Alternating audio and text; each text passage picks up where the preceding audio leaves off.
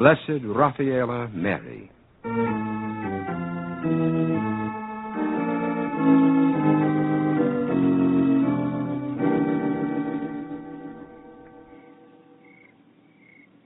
Hey. Who's that? Me, Pablo. Put that gun down. Anybody with you? Nobody. Oh. Let me sit down and breathe. You're alive, anyway. Something, huh? We could be like them. That's right. We could be dead, but we're not. Just the two of us left, huh? Those fascist swine, they left us for dead. You got a cigarette? Be careful with the match. Somebody might see the light. Oh, the dead don't see and the fascists have gone. They may not be too far away. That's good. How's it going? Think we're losing this war? Who knows? Who knows what's going on up in these miserable mountains? I'm starving, that's all I know. I could eat a mule. There must be a village somewhere in this area. We better stay away from the villages around here. They're all fascists. Well, we could pick up a couple of fascist uniforms. That sounds like a good idea. Yeah. Well, it was your idea. Is there something wrong with it?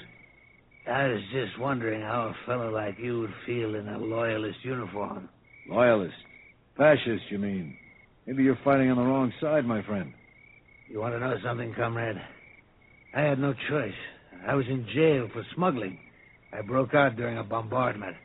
I thought I might be safer if I joined up with you fools. You ought to be shot for talking like that. Hey, let's find ourselves a couple of uniforms.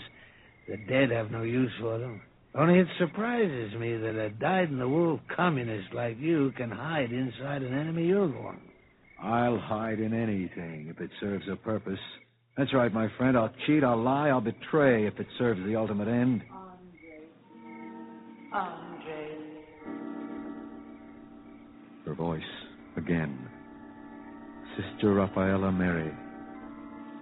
She was dead now, dead since 1925. Now it was 1938, and Spain was being torn by civil war.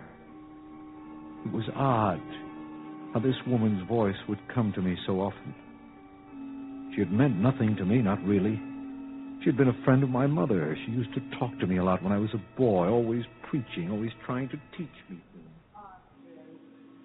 Andre, each of us has a standard of behavior, high or low. Only we ourselves can decide. I like to think that humility has a very high value. Humility and a humble pride in one's love of God says, I stand before thee, O Lord, thy servant, loving thee, and dedicated to serving thee through serving mankind, reflecting thy spirit that dwells within me, proud that I am in thy image. Oh, Andre, if only you would listen to our Lord. She and her stupid concepts. Ooh, a man shouldn't talk to himself. I was thinking, that's all. About a girl? A woman. No, nothing like that. She was a nun. I knew her when I was a child. She and my mother were friends. We used to have talks, especially after I went to college. About what? About the rotten society we live in. Well, you boys are going to change that, right? We'll change it all right. You know something, comrade? You bore me. Come on, let's borrow a couple of uniforms and get out of here.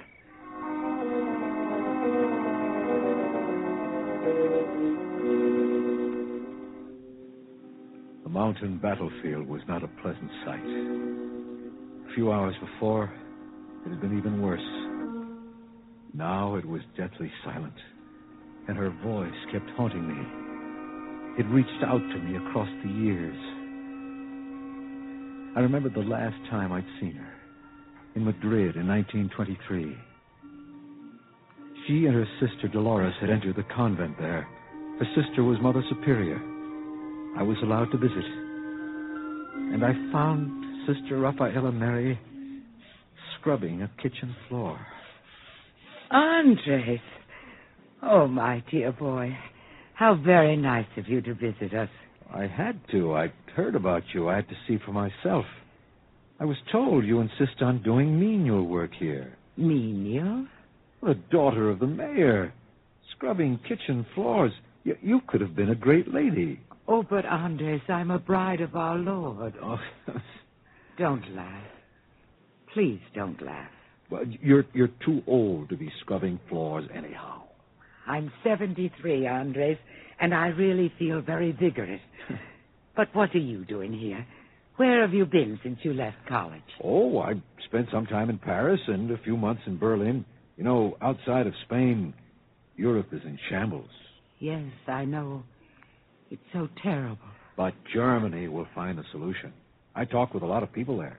Germany is in an awful condition, I understand. It won't be for much longer. I'll tell you what I think, even though you won't understand.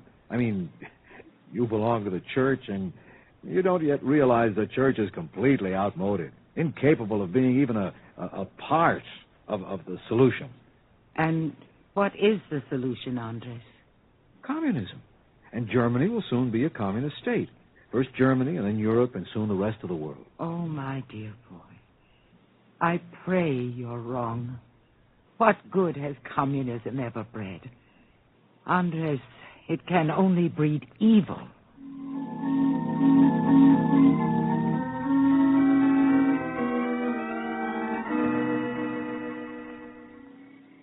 Narrow-minded bigots. She was like all the rest of her kind. The nun? Oh, you've got her on your mind, comrade. Here, pass me that cartridge belt. Oh, you look all right in that uniform. Communism breeds only evil. Is that what she said? What else could she say? She was a nun. She was right, too. What? You communists bred Hitler, didn't you? You ought to be shot. You'll talk too much one of these days. Look at it this way, comrade. If there'd been no danger of communism in Germany, there'd have been no Hitler. You believe that? But to me, it's plain. Your nun is right. You know, it's still too dark to find our way through these mountains. Let's sleep a couple of hours and then push out of here just before dawn. All right. I suppose we'd better get some sleep.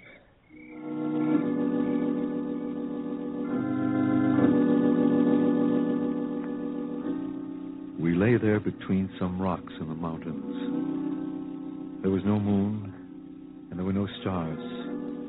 Nor was there a breath of wind, only the stench of death. I tried to sleep, but sleep wouldn't come.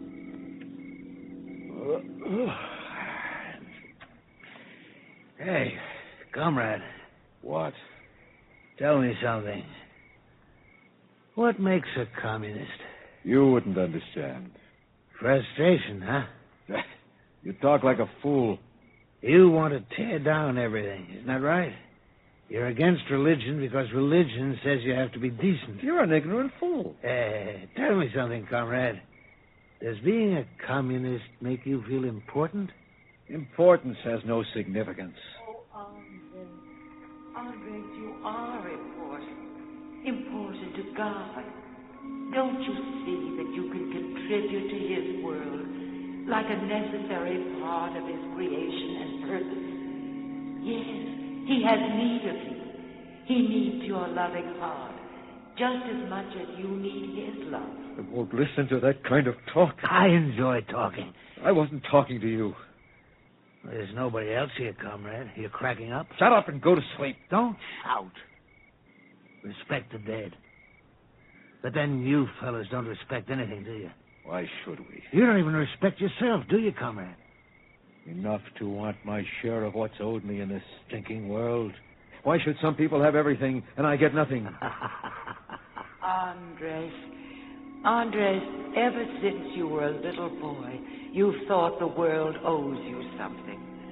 Don't you understand the world owes us nothing and God owes us nothing? Andres, it isn't what God can give you or do for you. It's what you can give him and do for him. I couldn't put her voice out of my mind, out of my consciousness. I tried to rationalize. She'd had no influence on me. I'd listened to her, but I'd never absorbed anything she tried to tell me. I remember I I used to push her words away from me. To me, they symbolized discipline. The kind of discipline that says you mustn't do this or that thing because it's wrong. The kind of discipline that says be courageous, stand on your own feet, and acknowledge God. I rejected everything she'd ever told me.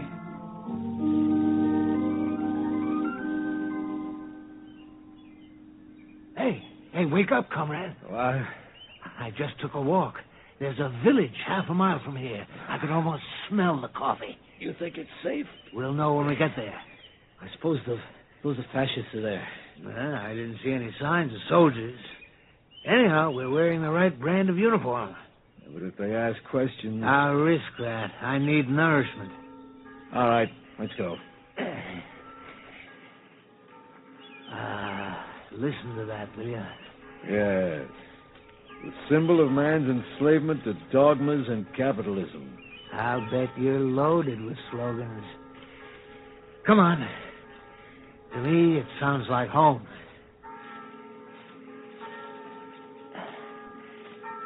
You know what it sounds like? Yes, you just told me. Sounds like my old lady when I was a kid. Me and my brothers and sisters. All of us trailing after the old man on our way to Sunday morning mass. Where did it get you? Didn't you ever go to church, comrade? Until I was old enough to know better. Sunday morning mass. And then the family dinner. It was a good life. You didn't answer my question. I asked you where it got you. It'll get me where I want to go in the hereafter, maybe. You make me sick.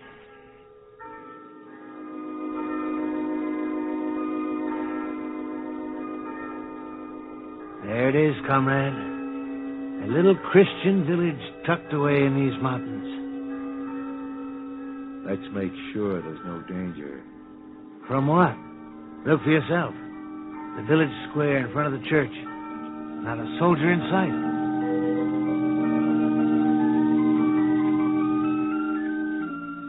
We found hospitality. We found a lot of old people and women. The young men were away fighting in the army. The villagers believed we were on their side. There was no joy in this tiny community. Only a weariness of war. And all life seemed centered around the church, as if that were the only thing they could cling to in the terrible days. In one house, we were given food and a place to rest for a few hours. This is more like it. I'd forgotten how respectable people live. It's like coming home. The ignorant fools think they're winning this war. Did you hear them talk? Maybe they are winning it. What do you think? You know where you belong? Against a wall, facing a firing squad. And everybody in this village with you. Comrade, do you mean to say you'd kill the people who've given you hospitality? They'd probably slit our throats if they knew who we were. You know, I don't believe they'd do a thing like that, comrade. I wouldn't trust them. And I wouldn't trust you either. If you ask me, you're like them. You're a fascist at heart. Is that what I am? Is that what they are? That's about it. Comrade, try to get it into your skull that not liking the communists doesn't make you a fascist. These people, they're just simple, God-fearing folk. Your trouble and the trouble with all these people is you're scared to break away from worn-out ideas. You're afraid of change. Andres, of course there is a need for change. And we can feel secure in making a change when we accept the truth that while change is inevitable, there is a center of security in it that is unchanging. God. We can feel secure in making changes when we take the attitude that change is the opportunity to realize greater good through closer contact with our Lord. Without Him, no change can be for the better. Again, her voice. Only while it hammered at my brain, there was another sound. Pablo opened the door. A young woman stood there, the daughter of the house. Move over to the window, both of you. And she aimed a rifle at us. I remembered her name was Pilar. She was about 30, and she had the same weary look in her face that was shared by every other person in that village. Don't try to reach for your rifle. I thought we were among friends, Senora. Do what I tell you. I know how to shoot. Yeah, I bet she does, too. You were talking to each other just before you came into the village this morning. The shepherd boy was close to you. You didn't see him, but he was there. And he heard you talking. You're communists. In these uniforms? In those uniforms. What are you going to do, Senora? The men will be here in a few minutes. They'll take you to the jail. My husband was killed last year, killed by people like you. A lot of our men have been killed. I would not want to be in your shoes.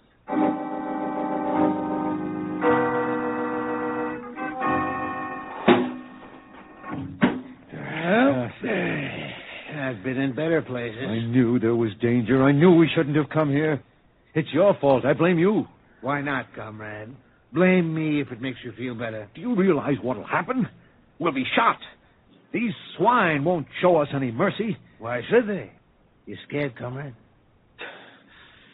We've got to get out of here. I don't see much chance of that, do you? Oh, shut up. Shut up.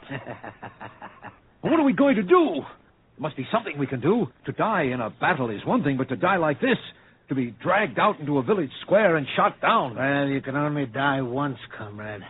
Maybe it's how you die that matters. One thing's sure. These people will let me see a priest before they shoot me. Is that all you can think about? In the end, there isn't much else a man in his right senses can think about. There's not much we can do about being here or about what's going to happen to us. We're no longer in charge of ourselves.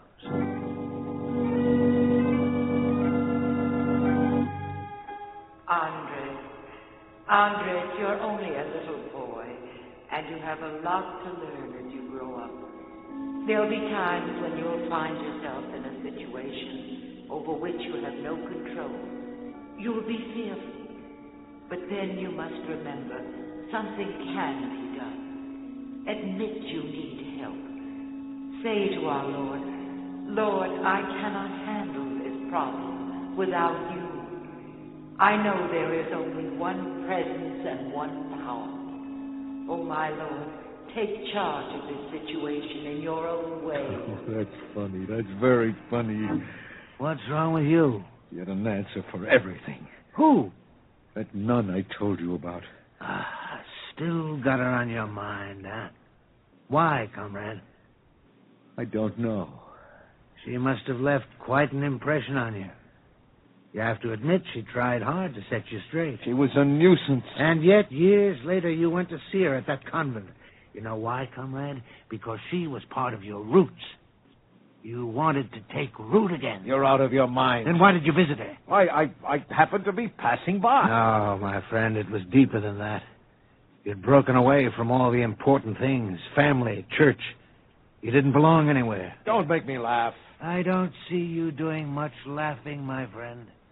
You know, maybe she's still holding out her hand to you. You ever think of that? She's dead. And the dead stay dead.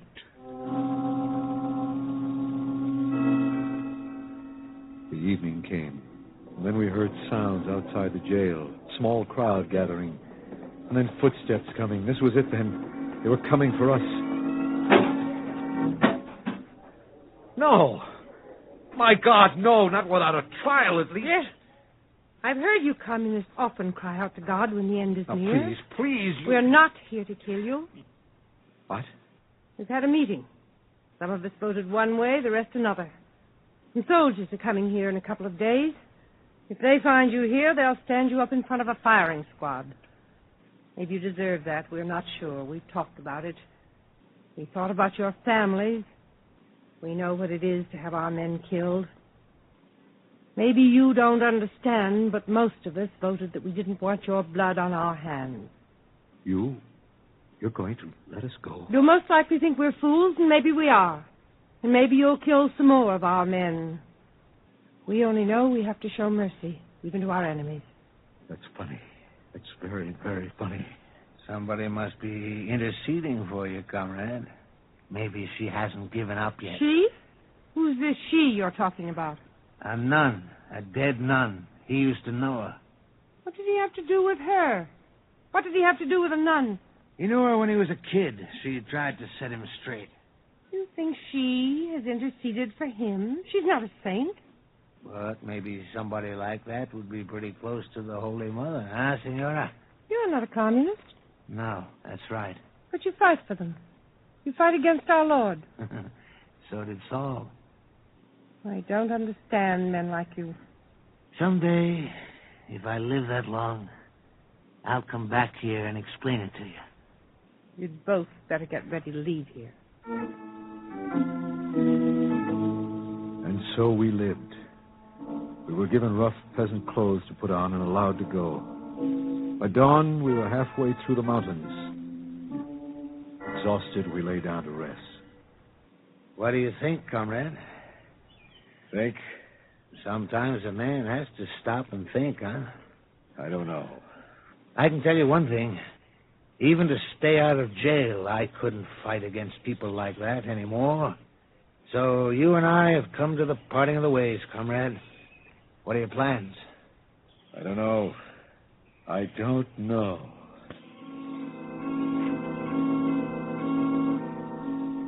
I fell asleep. I slept and I dreamed. There can be no other explanation. I dreamed of her. It was only in my dream that she came to me and stood before me. It was only in my dream that she came to me and reached out her hand to me. Andres, turn to our Lord. I don't believe in your fables, you know that. He created you, Andres. Turn to him now, and he will show you the road you want to travel. I know my road. No. Oh, no, Andres. Listen to me. There are the good things, and there are the evil things. The good things are from God, and He is your Father. You belong to Him. You don't belong to the dark world. Andres, listen to me. Say to Him, "Oh, my Lord, what would you have me do? I open my eyes to your light." Let me alone. No, I won't let you alone. I pray for you. I want you to open your ears to His voice. I want you to say to God, "I am ready and willing to follow you, to do all the things you would have me do." I won't listen. I won't listen. My Lord, where would you have me go? My feet are your willing servants. Show me the path and I will walk along. It's no use. No Oh, use. Lord, how would you have me act this day? I am a channel for you. Act through me. Let me be the channel for your love of man, so that I may serve you. Andres, I pray for you. I pray for you. Pray for yourself. Don't go. Don't go. Don't go.